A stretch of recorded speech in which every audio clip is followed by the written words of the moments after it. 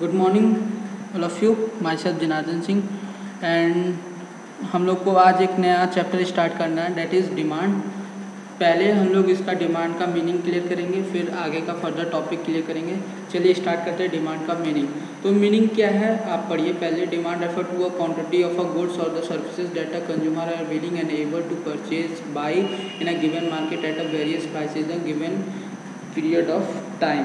मतलब जो हमारी कमोडिटी या कोई सर्विसेज है, एक कस्टमर उसको डिमांड कर रहा है at a particular period of time eight a different price, मतलब वेरियस प्राइस पे, उसको हम कहते हैं डिमांड। मतलब एक कस्टमर किसी प्रोडक्ट को डिमांड कर रहा है, किसी प्रोडक्ट को खरीदना चाह रहा है एट अ डिफरेंट पॉसिबल, जो उसकी प्राइस है, पॉसिबल प्राइस है at a particular of time, उसी टाइम पे उस चीज़ को हम डिमांड कहते हैं।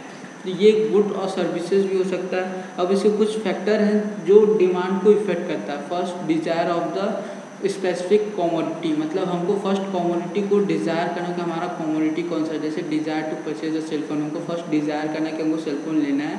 और फिर resources to purchase the desire commodity, अब हमको कैसे हम उस कमोडिटी को खरीद सकते हैं। फर्स्ट हमको मनी चाहिए उसके लिए, तो मनी। और फिर willingness to spend for a commodity, हमको अब उसको खर्चा करने का मन भी हो, ये हमको 3 पॉइंट होता है। फिर availability of a commodity at a certain, that is price, place और टाइम, मतलब प्राइस, प्लेस होगा और टाइम होगा तब हम किसी कमोडिटी को अवेलेबल करा पाएंगे।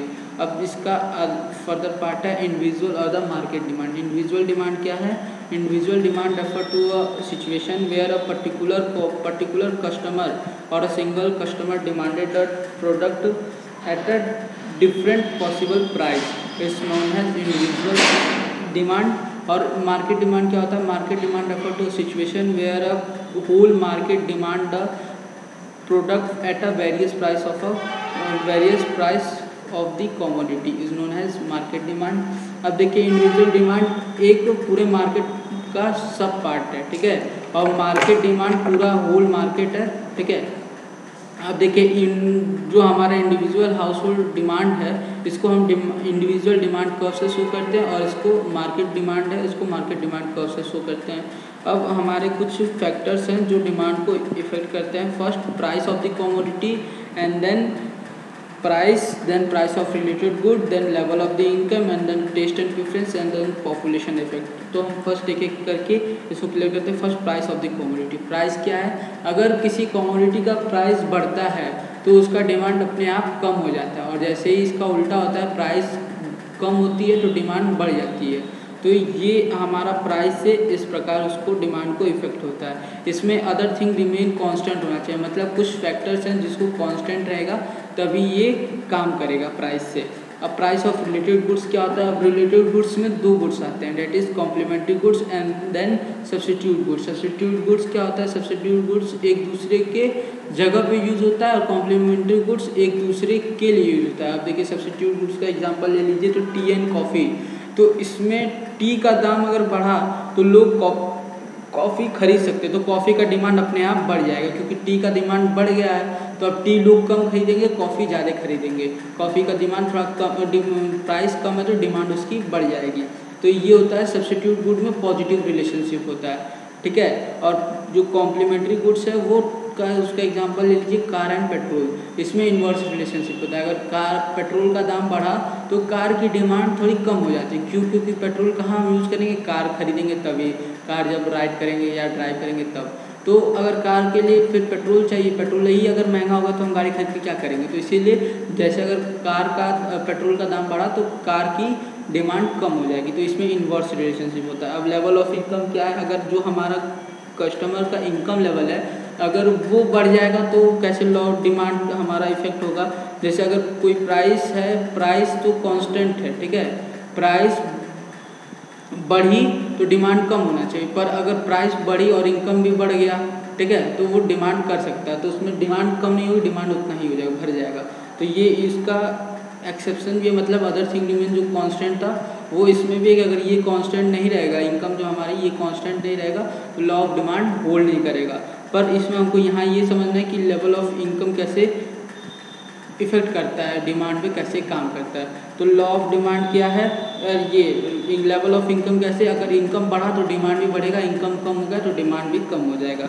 टेस्ट एंड प्रेफरेंस क्या, किसी हम एक पर्टिकुलर कस्टमर के कुछ टेस्ट एंड प्रेफरेंस होते हैं, जैसे सिगरेट या किसी स्मोकिंग या कुछ अल्कोहलिक की चीज़ की बात की जाए तो अगर इसका कितना भी प्राइस बढ़ जाए, जो एडिक्टेड रहता है वो इसको हमेशा यूज़ करता रहेगा, खरीदता रहेगा, चाहे क्यों ना इसका प्राइस बढ़ जाए।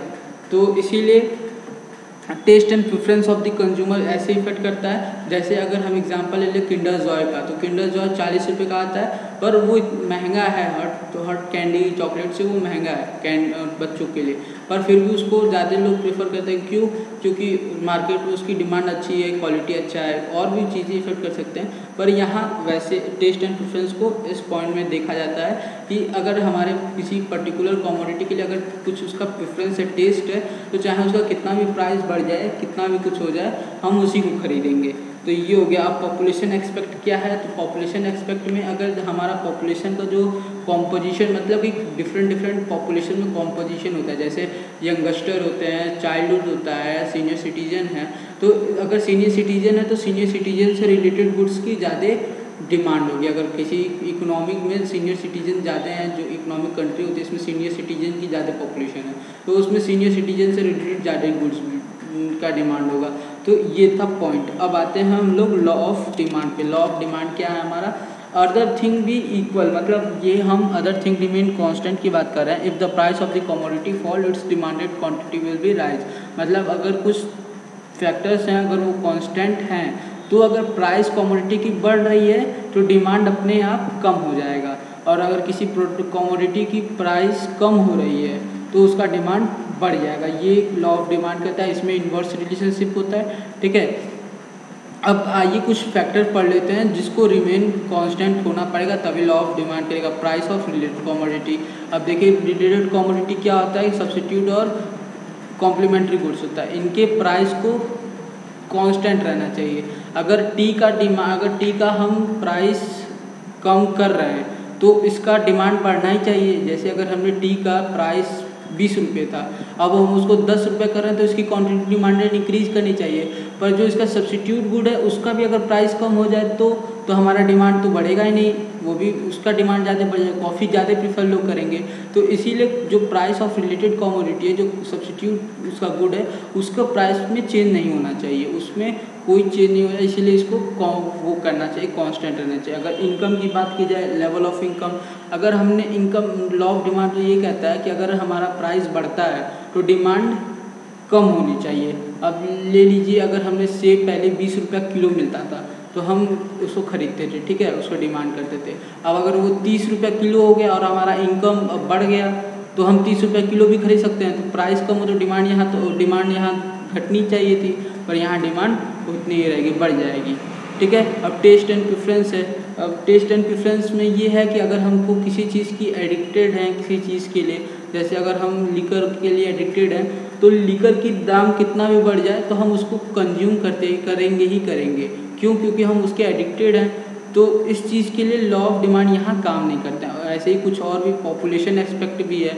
अगर पॉपुलेशन बढ़ गया, सीनियर सिटीजन है, तो अब उसमें डिमांड बस सीनियर सिटीजन की, चाहे उसमें प्राइस बढ़े चाहे नहीं, क्योंकि अब उसकी आवश्यकता है वहाँ, तो वो चीज़ नेसेसिटी बन गई है वहाँ। तो इस चीज़ पे अदर फैक्टर्स भी हैं, ठीक है। ये हमारा, अब देखिए ये डिमांड शेड्यूल आपको स्क्रीन पे दिख रहा है, ये प्राइस डिफरेंट प्राइस है, तो इसमें different commodity, quantity of a commodity का डिमांड की गई है। जैसे 100 प्राइस पे 50, और जैसे ही प्राइस कम हुआ 90 पे आया, 100 हो गया, बढ़ गया, 80 पे आया और बढ़ा, 70 पे आया और बढ़ा, 60 पे आया और बढ़ा, ऐसे ही बढ़ता गया। ये आपका डिमांड कर्व है, that is negatively slope downwards, ठीक है। इन्वर्स रिलेशनशिप होता है। क्यों? जैसे ही ये प्राइस कम हो रहा है डिमांड बढ़ती जा रही है, ठीक है। तो ये हो गया। अब आते हैं फीचर्स ऑफ डिमांड कर्व। ये फीचर्स है आपके डिमांड कर्व के। Demand curve is slope down from left to right. अब देखिए ये जो डिमांड कर्व है लेफ्ट टू राइट जा रहा है, नेगेटिव स्लोप डाउनवर्ड से, डाउनवर्ड मतलब नीचे, demand curve in negative slope. Negative slope मतलब वो नीचे की तरह स्लोप डाउनवर्ड्स है, ठीक है। Demand curve is also called the average revenue curve since the price paid for the each unit bye the consumer is the revenue per unit.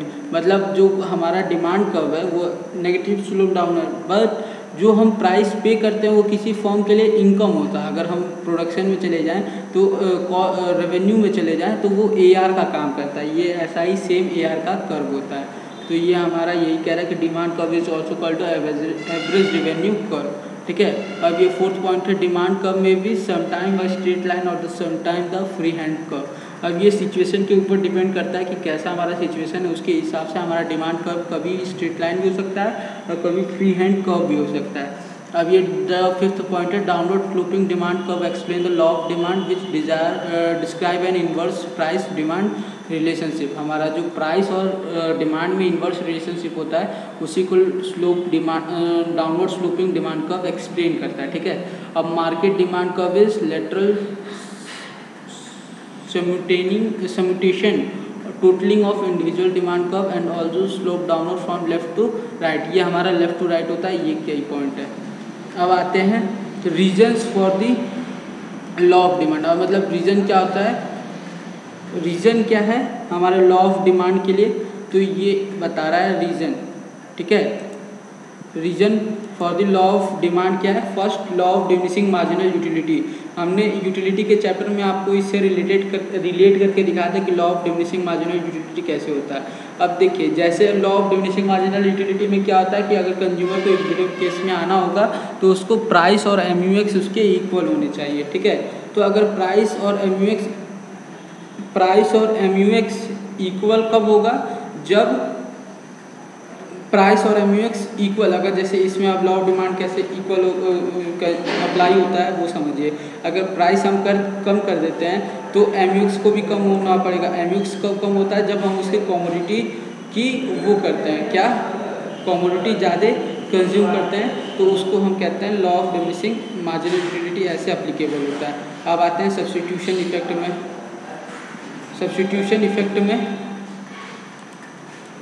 Substitution effect में कैसे हम इसको काम करते हैं तो वो दिखाते हैं। सब्स्टिट्यूशन इफेक्ट क्या है, अब देखिए, सब्स्टिट्यूशन इफेक्ट मतलब कि किसी कमोडिटी की अगर प्राइस हम कम कर देते हैं तो उसके सब्स्टिट्यूट गुड से वो रिलेटिवली चीपर हो जाता है। मतलब रिलेटिवली चीपर का मतलब कि उसकी जो प्राइस है वो अपने सब्स्टिट्यूट गुड से कम हो जाती है, तो लोग उसको डिमांड करते हैं।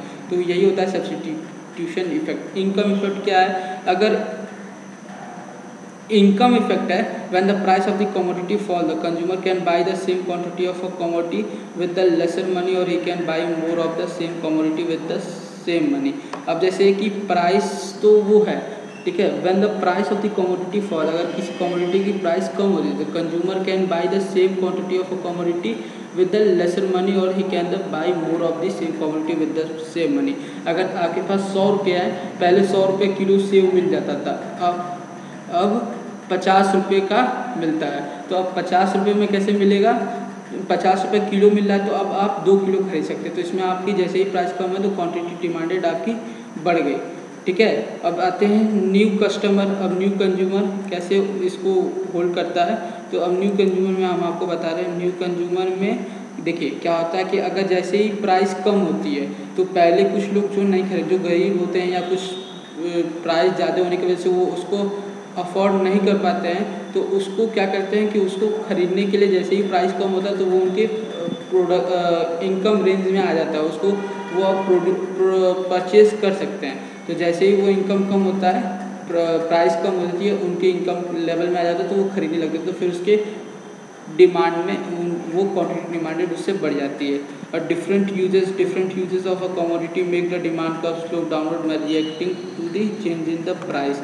अब जैसे डिफरेंट यूजेस है किसी कमोडिटी, एक कमोडिटी उसका यूज़ बहुत ज़्यादा है, ठीक है, तो यूज़ बहुत ज़्यादा है तो क्या करते हैं, जब यूज़ ज़्यादा होगा उसका कमोडिटी का, तो क्या करेंगे, अगर डिफरेंट कमोडिटी है, अगर एक कमोडिटी उसके डिफरेंट यूजेस है, मतलब डिफरेंट यूजेस मतलब उसके कई यूज़ कर सकते हैं, कई जगह यूज़ कर सकते हैं, तो अगर उसकी प्राइस चेंज होगी तो हम उसको ख़रीद लेंगे, जल्दी ज़्यादा क्वांटिटी में खरीदेंगे। तो इसका ये पॉइंट था। अब आते हैं, अब relationship between law of utility and law of demand ये है। तो तो हमने अभी आपको वही चीज़ बताई कि अब इसमें कार्डिनल अप्रोच में बताया और अंडर ऑर्डिनल अप्रोच बताया, using law of diminishing marginal utility और law of equilibrium marginal utility. मतलब जब प्राइस और एमयू इक्वल होगा तब उसके केस में कैसे डिमांड इक्वल होगा मैंने अभी आपको बता दिया है। अब इसमें ऑर्डिनल अप्रोच में बता दूँ ये न्यू है। As per the indifference curve approach, the consumer will be at equilibrium at a point where his price line is tangent to IC। जहाँ हमारा टेंजिबल टू IC मतलब जो IC है वो टेंजिबल होगा कहाँ, हाईएस्ट जो उसके प्राइस लाइन के मतलब प्राइस लाइन वहाँ तक आ सके वहाँ टेंजिबल होगा, वो कंज्यूमर इक्विलिब्रियम होगा। When price are lower the consumer will be able to buy more quantity of for that item and the hair will be IC will reach to higher IC। अब मतलब commodity की price कम हो जाए तो वो एक हायर IC पे पहुंच सकता है। जैसे अगर किसी क्वांटिटी की प्राइस लो हो गई तो consumer will by two more quantity, अब वो उसकी क्वांटिटी ज़्यादा खा सकता है तो उसकी वजह से वो हायर IC पे पहुंच सकता है। ये ऐसे तो ऑर्डिनल अप्रोच में पहुंचते हैं। अब आते हैं exception of the law of demand. अब law of demand inverse relation between the price of does not hold the goods in the following situation. Inverse relationship में कैसे हमारा वो काम नहीं करता है, इसमें ये है। अब आते हैं कॉन्स्पिशियस गुड और प्रेस्टिजियस गुड्स। मतलब प्रेस्टिजियस गुड्स क्या होता है, कुछ गुड्स ऐसे होते हैं जो प्रेस्टिजियस होते हैं, बहुत ज़्यादा कीमती होते हैं। जैसे डायमंड की बात की जाए, अगर डायमंड की प्राइस हाई रहती है तभी उसकी डिमांड वो हाई रहता है। क्यों? क्योंकि उसमें वो कुछ प्रेस्टिजियस है, कुछ कीमती चीज़ है। तो कीमती चीज़ें की वैल्यू कितनी भी हाई हो लोग उसे खरीदते हैं, क्योंकि वो उसको एक मॉडल की तरह भी यूज़ कर सकते हैं, एक दिखावा भी कर सकते हैं कि हमारे पास इतना बड़ा चीज़ है, तो लोग उसके तरफ से भी उसको खरीदते हैं। तो ये प्रेस्टिजियस होता है। गिवन गुड्स और द इंफीरियर गुड्स क्या होता है, goods which are the considered inferior by the inferior goods क्या होता है, इंफीरियर गुड्स। इंफीरियर गुड्स में ऐसा गुड्स होता है, देखिए इंफीरियर गुड्स गिवन गुड्स क्या है वो तो हमने बताया, goods which consider inferior by the consumer. मतलब कुछ गुड्स को जो कंज्यूमर इंफीरियर करता है, which occupy the substitutional place in the consumer budget are the generally called the given goods. मतलब गुड्स जो बजट में नहीं आता है उनके वो होता है given good by a consumer and which occupy a substitutional place in the customer budget. मतलब कुछ प्लेस पा जाता है उसी को हम कहते हैं गिवन गुड्स। गिवन goods the name of the attitude of the Sir Robert Giffen, a British economist, exhibit a different price demand relationship instead of inverse relationship। ठीक है, ये हमारा हो गया। आज की क्लास यहीं तक रहेगी, फिर आगे की हम करेंगे। Thank you.